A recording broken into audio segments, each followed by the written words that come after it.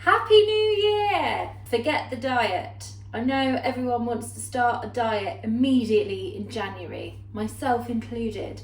But today, I'm going to make a pie. I've got loads of blue cheese left in the fridge, so I need to use it up. This is the best way I can think of to use it up, is a good hearty pie. Make yourself happy with a bit of pie.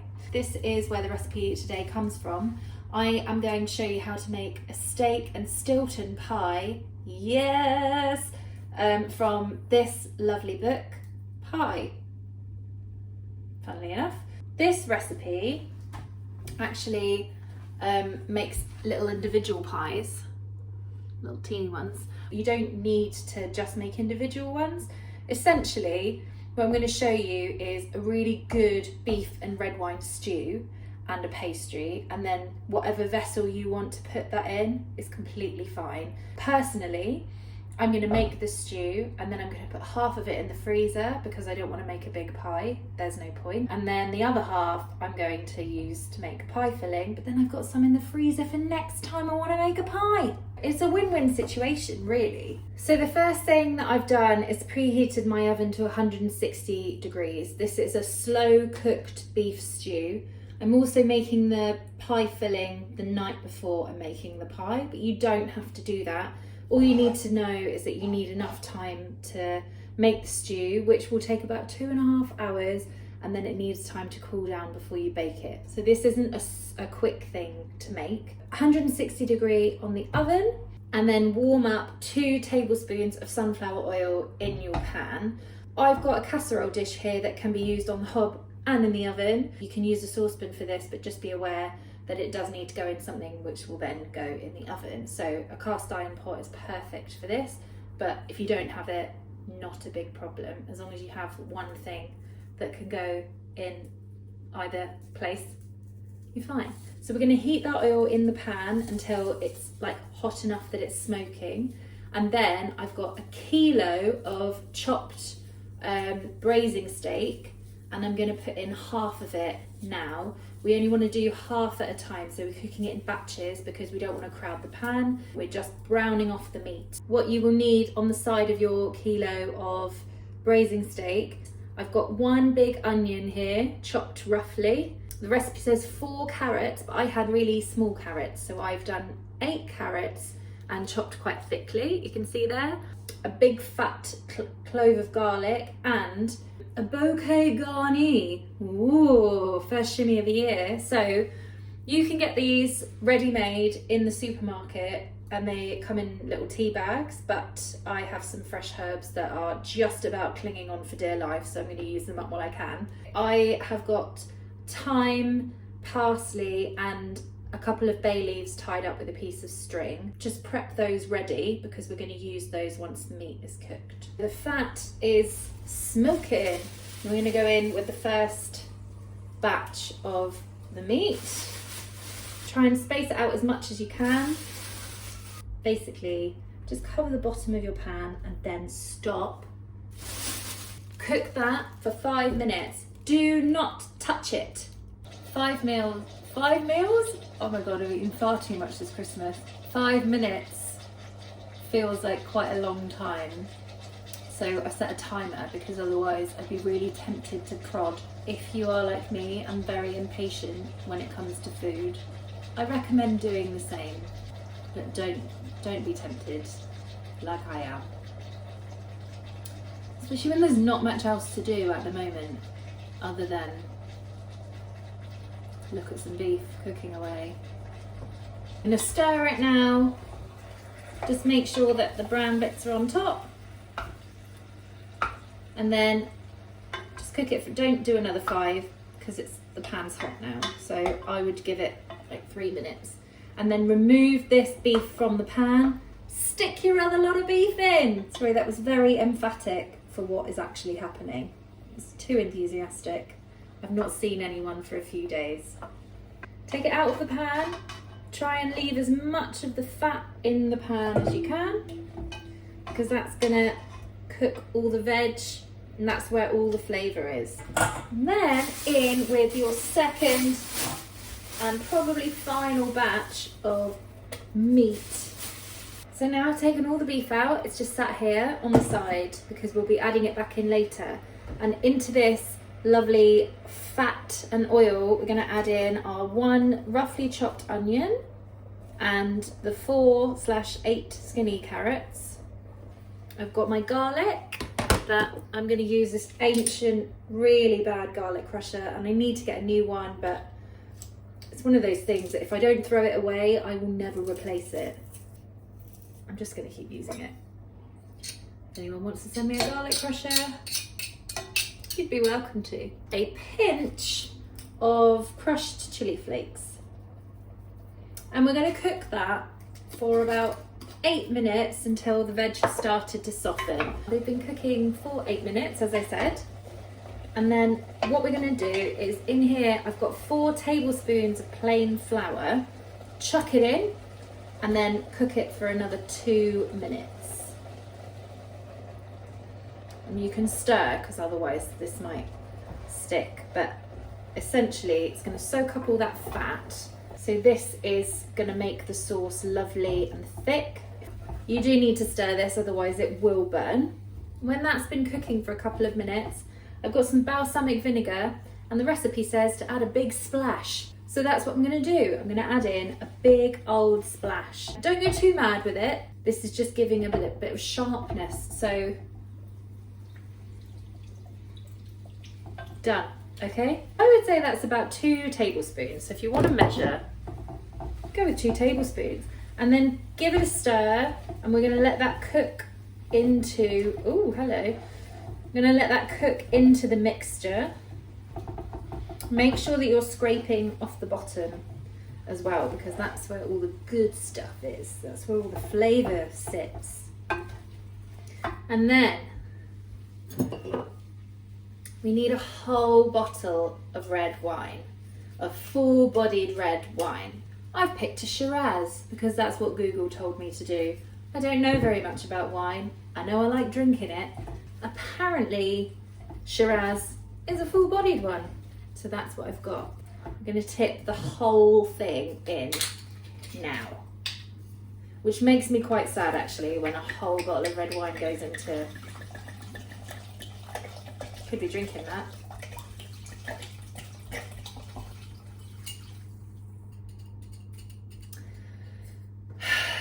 So there it is. Give it a cautious stir. Stupidly, I've put a white jumper on. When it heats up, that flour will start to thicken and get everything off the wooden spoon. You want to make the most of absolutely everything in the pot. We're going to go back in with the beef, all of it, and the juices. So just tip that whole bowl in because there will be some bœuf juice. Give it all a really good stir. Your bouquet garni, Mrs. Bouquet, goes in. Season generously with salt and a little bit of pepper. Generous. Let this come to a boil and then put it in the oven for 2 hours with a lid on. Needs a lid, and it's just going to sit there in the oven, 160 degrees, and just get very happy.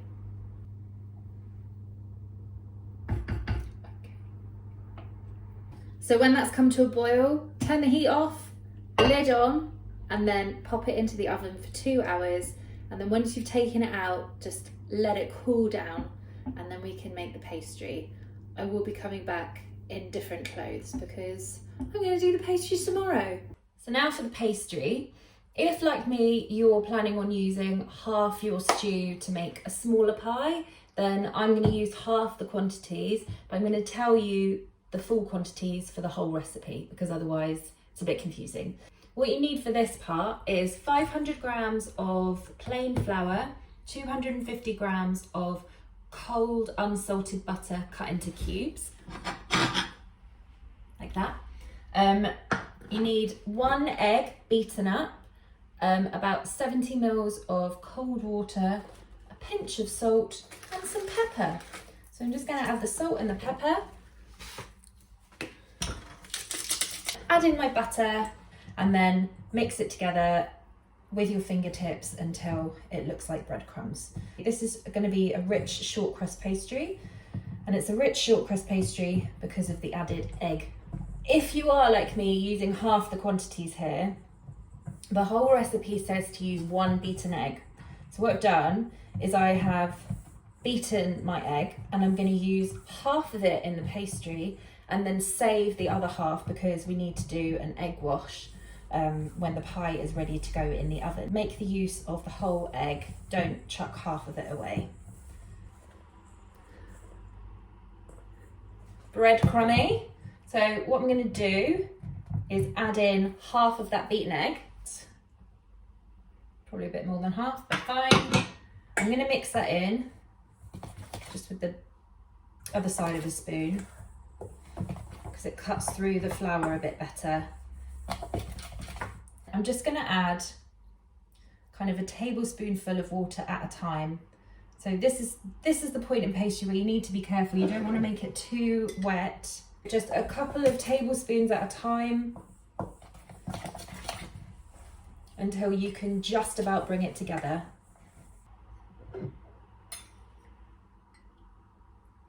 So then I just want you to bring it together with your hands.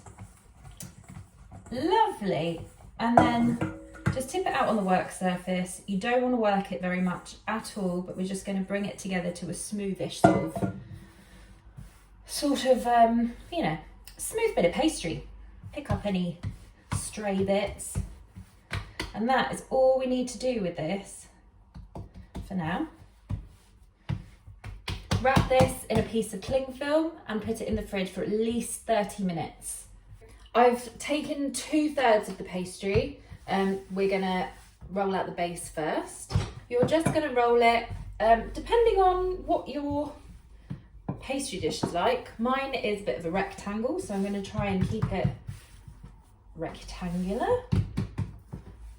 And just make sure that it doesn't stick too much to the work surface. And you want to get it to about 3 millimeters thick. You don't want it to be too thick, this pastry. I would recommend like quite a deep pie dish for this because you've got loads of lovely filling and you want to make the most of it. Just roll up your pastry on your rolling pin and then roll it back out onto the dish. And then just make sure that it sits nicely in the bottom. There we go. Now I'm going to get my filling. Whoa, yeah, look at that. So that's been cooling down in the fridge overnight. Put a generous amount of this pie filling into my pie dish. So yeah, I'm using about half of this stew. Oh no. And now for the purpose of the steak and Stilton pie, using up bits of blue cheese that I've got. So for, oh God, sorry. So for the full recipe, the kilo of beef, the 500 grams of flour, you need 150 grams of blue cheese. I'm going to use the rind as well. The rind is delicious. We're just going to crumble it over the top of the pie. And if you don't like blue cheese, don't use it. You've then got a delicious beef and red wine pie. Put that to one side for a second, and then we're going to roll out the rest of our pastry to put on the top.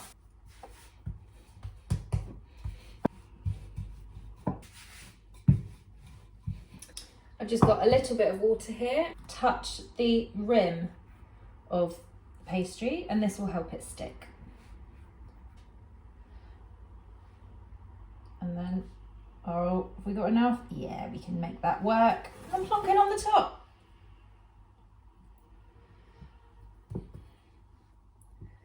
I'm going to use this knife to trim around the edge of the pastry case. I'm not worried about this looking particularly neat today. I think that if you're making like a hearty pie, it really doesn't need to be that beautiful. However, I'm going to take my fork and you just press into the edges like that, and then it gives it quite a nice pretty edge as well as sealing the pastry. So that's all sealed up. I've got some spare pastry. I like to just add a few things. If you're making it for someone, you can put their initials on it. You can put little hearts or stars. Use your cookie cutters. Or you could just leave it as it is. It's completely up to you. But I am going to do some decoration. I have decorated my pie. I spelt the word yum. Put a couple of stars on, which I feel is quite apt. And that's what I've done. Preheat your oven to 220 degrees and put a baking tray in there as well. Now what the baking tray does is it gets really, really hot, and then it helps cook your pastry on the bottom because we haven't blind baked this pastry. Cut a couple of holes in the pastry. I'm going to go for in the middle and just do a big sort of cross, and it helps the steam come out while the inside is cooking. And then what you need to do is take the rest of your beaten egg, or take a beaten egg, and then just use a pastry brush and give it a nice egg wash. And then you need to put it into the oven for 10 minutes at that 220 degrees, and then turn the heat down to 180, and then cook it for about half an hour. But this all depends on how big your dish is. So I would say that when this is looking really lovely and golden on the top, then it's ready. I don't know how big your dish is, but if you've got one like this, I'm going to cook this for about 40 minutes, if that helps you. And then enjoy your pie. I've got another half of a stew that I am going to put in the freezer for another rainy day, for another delicious pie.